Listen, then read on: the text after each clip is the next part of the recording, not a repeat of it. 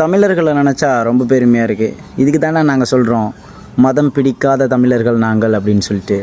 மேற்கு வங்கத்தில் நேற்று ராம நவமியா. அந்த நவமிக்கு இஸ்லாமியர் கடைகளை பூரா ஸ்ரீராம்னு சொல்லிக்கிட்டு எல்லா நாய்களும் போயிட்டு கடையை அடித்து உடைக்கிறாங்க. இவங்களை ஏவி விட்டவன் எவனாக இருப்பான்? எவனாவது ஒரு மதத்தை வச்சு பொழைக்கிற ஒரு தற்குறியாக இருப்பான்.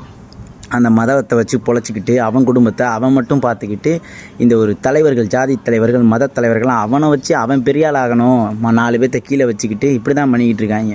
ஆனால் நம்ம தமிழர்கள் நினச்சா ரொம்ப பெருமையாக இருக்குது. ஒவ்வொரு கோவில் கும்பாபிஷேகத்துக்கும் இஸ்லாமியர், கிறிஸ்துவர்கள் எல்லாரும் சேர்ந்து பொருள் எடுத்து தர்றது, பீரோ எடுத்து தர்றது, கும்பாபிஷேகத்துக்கு வர்றது, 2 பேரும் மாறி மாறி அன்பை பரிமாறிக்கிறது, இது எல்லாமே நம்மளை ரொம்ப பெருமையாக இருக்குது. நம்ம ஒத்துமைக்கான ஒரு வழிவகுக்குது.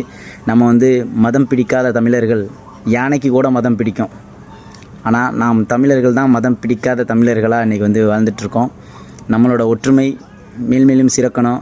சில தற்குறி நாய்கள் இப்போ நம்ம பங்களாதேஷில் கூட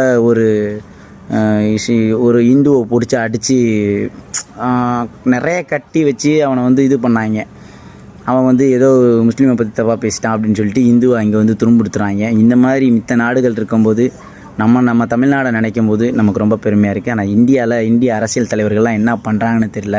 இந்த மாதிரி கோஷத்தை எழுப்பிட்டு அடுத்தவங்க கடையெல்லாம் அடித்து நுடைக்கிறது, இந்த வன்முறையை தூண்டுறதுக்கெல்லாம் நம்மளுடைய இந்திய அரசு என்ன பண்ணிகிட்ருக்குன்னு தெரியல. இதுக்கெல்லாம் என்ன நடவடிக்கை எடுக்க போகுதுன்னு தெரியல. இதெல்லாம் பார்க்கும்போது இதெல்லாம் ஏவி விட்ட நாய்களை தான் கண்டிப்பாக செருப்பால் அடிக்கணும். நன்றி.